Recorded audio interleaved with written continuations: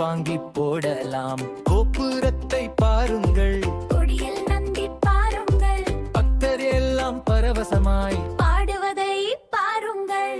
ஆலயத்திற்கு நாம் சென்றால் அமைதி மனதில் அடையலாம். கடவுளை எண்ணம் வேண்டினால் கவலைகளை மறக்கலாம். ஆலயத்திற்கு நாம் சென்றால் அமைதி மனதில் அடையலாம். கடவுளிடம் வேண்டினால் கவலைகளை மறக்கலாம்.